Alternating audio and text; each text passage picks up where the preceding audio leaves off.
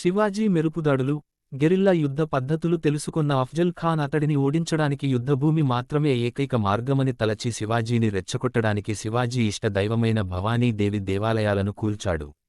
ఇది తెలిసిన శివాజీ తాను యుద్ధానికి సిద్ధముగా లేనని చర్చలకు ఆహ్వానించాడు.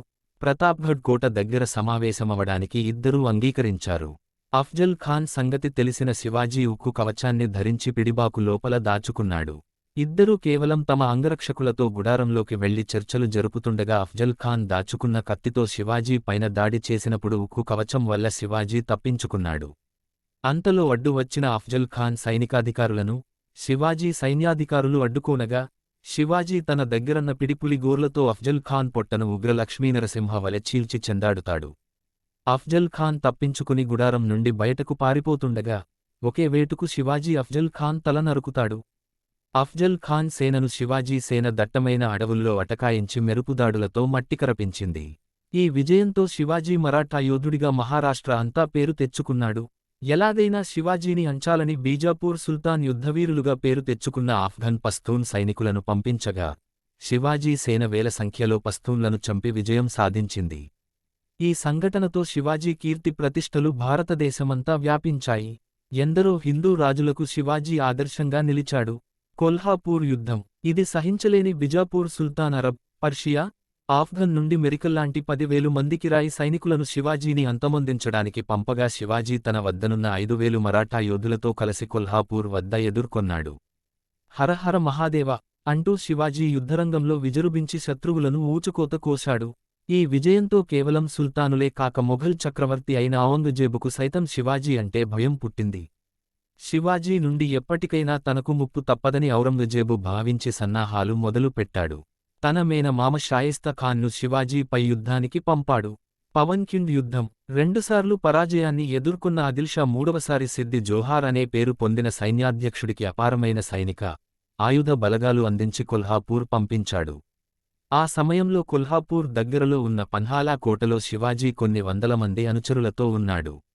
సిద్ది జోహార్ విషయానికి తెలుసుకున్న శివాజీ ఎలాగైనా పన్హాలా కోట నుండి తప్పించుకుని తన సైన్యం మొత్తం ఉన్న విశాల్గఢ్ కోటకు చేరుకుంటే యుద్ధం చేయవచ్చు అనుకున్నాడు.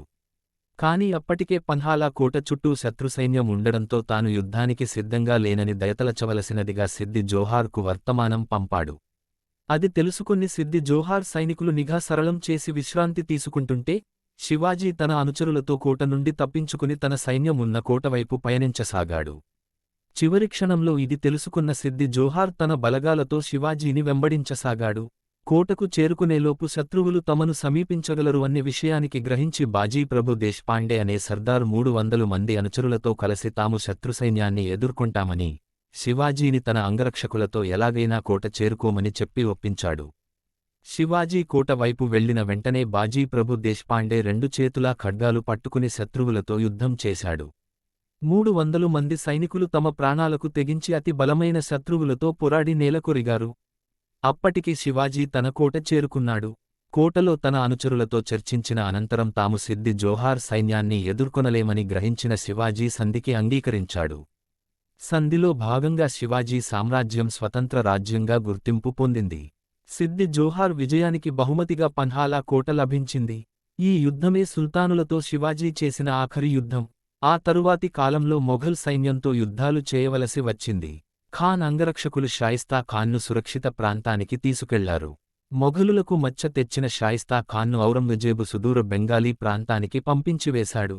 సూరత్ యుద్ధం. 1664 నాటికి సూరత్ నగరం ప్రధాన వ్యాపార కేంద్రంగా ఉండేది. శివాజీ సూరత్ పైన దాడి చేసి ధనాన్ని, ఆయుధాలను దోచుకున్నాడు. అపారమైన ఆ మొఘల్ సంపదతో కొన్ని వేలమందిని తన సైన్యంలో చేర్చుకొన్నాడు. కొద్ది రోజుల్లో మొఘలుల, బీజాపూర్ సుల్తానుల కోటలను ఒక్కొక్కటిగా తన సొంతం చేసుకోవడం మొదలుపెట్టాడు. ఇది చూసిన ఔరంగజేబు ఆగ్రహోద్రుడై తన దగ్గర పనిచేస్తున్న రాజపుత్రుడైన రాజా జైసింగ్ను శివాజీ పైకి పంపించాడు. రాజా జైసింగ్ గొప్ప రాజనీతిజ్ఞుడు. రాజా జైసింగ్ ఆధ్వర్యంలో మొఘల్ సేనలు మొదట పురంధర్ దుర్గాన్ని ఆక్రమించాయి. తర్వాత రాయఘర్ ఆక్రమణకై సేనలు ముందుకు సాగుతుండగా ఓటమి గ్రహించిన శివాజీ రాజా జైసింగ్తో సంధికి దిగాడు. 1665లో శివాజీ రాజా జైసింగ్తో పురంధర్ వద్ద సంధి చేసుకున్నాడు. తర్వాత కూడా ఒక మొఘల్ సర్దార్గా ఉండడానికి అంగీకరించాడు. మొఘల్ సైన్యాన్ని ఉపయోగించుకుని తన శత్రువులైన బిజాపూర్, గోల్కొండ సుల్తానులను ఓడించడానికే శివాజీ మొఘల్ సర్దార్గా ఉండడానికి ఒప్పుకున్నాడు. 1666లో ఔరంగజేబు తన 50వ పుట్టినరోజు సందర్భంగా శివాజీని, అతని 6ఏళ్ల కొడుకు సంభాజీని ఆగ్రాకు ఆహ్వానించాడు. సభలో శివాజీని సైనికాధికారుల వెనుక నిలబెట్టి అవమానపరిచాడు. ఇది సహించలేని శివాజీ బయట వెళ్తుండగా భటులు చుట్టుముట్టి శివాజీ ఉంటున్న అతిథి గృహానికి తీసుకెళ్లి అక్కడే బందీ చేశారు. ఔరంగజేబు మొదట శివాజీని చంపాలనుకున్నా, దానివల్ల మరాఠాలు ఒక్కసారిగా చెలరేగుతారని తెలుసుకుని శివాజీని బందీగా ఉంచాలని నిశ్చయించాడు. తన కొడుకుతో బందీగా ఉన్న శివాజీ ఎలాగైనా తప్పించుకోవాలని ప్రయత్నించసాగాడు. ప్రతిరోజు తాను ఏరికోరి సమకూర్చిన పళ్లను ఆగ్రాలోని సాధువులకు, గుడులకు, ఫకీర్లకు పంపించేలా అనుమతి తీసుకున్నాడు. కొన్ని నెలలపాటు పళ్ల బుట్టలు పంపించిన తర్వాత తాను పనిమనిషిగా మారువేషం వేసుకుని కొడుకును బుట్టలో పెట్టుకుని తప్పించుకున్నాడు. శివాజీ, సంభాజీ ఇద్దరూ పళ్లబుట్టల్లో దాక్కుని తప్పించుకున్నారని ఒక వాదన. తప్పించుకున్న తర్వాత శివాజీ రాయఘర్ చేరుకున్నాడు. ఆ తర్వాత 2 సంవత్సరముల వరకు శివాజీ మొఘలులపై ఎటువంటి సైనిక చర్యకు దిగకుండా పురంధర్ సంధికి కట్టుబడి ఉన్నాడు. మువ్వాజం అనే దక్కన్ రాష్ట్ర పాలకుడి సలహా మేరకు ఔరంగజేబు శివాజీని రాజుగా గుర్తించాడు. కొన్ని రోజులకు ఈ శాంతి ఒప్పందం పటాపంచాలైనది. మొఘలు సైనాధిపతులు మహాబత్ ఖాన్, బహదూర్ ఖాన్, దిలేవార్ ఖాన్లు మూకుమ్మడిగా శివాజీపై దాడి చేశారు, కాని వారి ఎత్తులు పారలేదు. శివాజీతో యుద్ధంలో వారు ఘోర పరాజయం పొందారు. శివాజీ జీవిత చరిత్రలో ముఖ్యమైన విజయంగా దీన్ని పేర్కొనవచ్చు. అప్పటికే శివాజీ ప్రాబల్యం తగ్గడం వల్ల, మొఘలులు మరిన్ని యుద్ధాలలో పాల్గొంటూ ఉండడం వల్ల ఔరంగజేబు శివాజీ నుండి ముప్పు ఉండదని భావించి పెద్దగా పట్టించుకోలేదు. శివాజీ ఎక్కువ ప్రాచుర్యం పొందేలా కాకుండా రహస్యంగా తన కార్యకలాపాలు నిర్వహించడం మొదలుపెట్టాడు. 1674 నాటికి 1,00,000 మంది సుశిక్షితులైన సైన్యాన్ని, ఆయుధాలు, అశ్వాలు, నౌకా వ్యవస్థను సమకూర్చుకున్నాడు. 1670 జనవరి నుండి మొఘల్ కోటలపైన దాడులు చేసి సొంతం చేసుకోవడం మొదలుపెట్టాడు. అలుపెరగని యుద్ధాలతో అలసిపోవడం, సరి అయిన సైన్యం లేకపోవడం, ఖజానా ఖాళీ కావడంతో మొఘల్ సైన్యం శివాజీని ఎదుర్కొనలేకపోయింది. సింహగఢ్ యుద్ధం. శివాజీ ఎన్నో కోటలను సులువుగా స్వాధీనం చేసుకున్నా, పూణే దగ్గర ఉన్న కొండనకోట స్వాధీనం కాలేదు. ఆ కోటను ఉదయ్భాన్ రాథోడ్ అనే రాజపుత్రుడు పరిరక్షిస్తుండడమే కారణం. దుర్భేద్యమైన ఆ కోట చుట్టూ ఎప్పుడూ సైనికులు పహారా కాస్తుండడంతో శివాజీ తన దగ్గర అత్యంత గొప్ప సైనికాధికారిగా పేరు తెచ్చుకుని తానాజీ మల్సారేకి ఆ కోట స్వాధీనం చేసుకుని బాధ్యత అప్పగించాడు. తానాజీ తన అనుచరులతో రహస్యంగా ఆ కోటను కొద్ది రోజులపాటు క్షుణ్ణంగా అధ్యయనం చేశాడు. అన్ని ప్రధాన ద్వారాల్లో కట్టుదిట్టమైన సైన్యం ఉంది. చివరగా కోటకు ఒకవైపు ఉన్న ఒక కొండ తానాజీని ఆకర్షించింది. ఆ కొండ చాలా ఏటవాలుగా ఉండడంతో సైన్యం ఆ కొండ ఎక్కడం అసాధ్యం. అప్పుడు తానాజీ, యశ్వంతి అనే పేరుకల ఉడుముకు తాడు కట్టి కొండపైకి విసిరాడు. తాడు సహాయంతో పైకి వెళ్లినవారు అందించిన తాళ్లను పట్టుకుని సైన్యం కోటలోకి చేరుకుంది. చరిత్రలో యుద్ధంలో ఉడుమును ఉపయోగించడం ఇదే ప్రథమం అనుకోవచ్చు. అంతలో తానాజీ సోదరుడు సూర్యాజీ కోట ముఖద్వారంపైన దాడి చేశాడు. మరాఠాలకు రాజపుత్రులకు జరిగిన భీకరపోరులో మరాఠాలు గెలిచినా తానాజీ మరణించాడు. ఈ వార్త విన్న శివాజీ, కోటను గెలిచాము కాని సింహాన్ని పోగొట్టుకున్నాము అన్నాడు. సింహంవలె పోరాడిన తానాజీ గౌరవార్థం కొండన కోట పేరును సింహగఢ్గా మార్చాడు. జూన్ 6, 1674న రాయగఢ్ కోటలో వేద పట్టణాల మధ్య శివాజీని క్షత్రియరాజులందరికీ అధిపతిగా కీర్తిస్తూ ఛత్రపతి అని బిరుదును ప్రదానం చేశారు. కొన్నాళ్లకు 50,000 బలగంతో దక్షిణ రాష్ట్రాల దండయాత్ర చేసి వెల్లూరు, గింగీలను సొంతం చేసుకున్నాడు. 27 ఏళ్లపాటు యుద్ధాలలో గడిపి హిందూ రాజులకు ఆదర్శంగా నిలిచి సువిశాల మరాఠా సామ్రాజ్యాన్ని నెలకొల్పిన ఛత్రపతి శివాజీ 3 వారాలు తీవ్ర జ్వరంతో బాధపడి ఏప్రిల్ 3, 1680న మధ్యాహ్నం 12 గడియలకు రాయగఢ్ కోటలో మరణించాడు. శివాజీ పెద్ద కొడుకైన సంభాజీ తర్వాత రాజ్యాన్ని చేపట్టి మొఘలులను సమర్థవంతంగా ఎదుర్కొని పరిపాలించాడు. యుద్ధతంత్రాలలో మాత్రమే కాకుండా పరిపాలనా విధానంలో కూడా శివాజీ భారతదేశ రాజులలో అగ్రగణ్యుడు.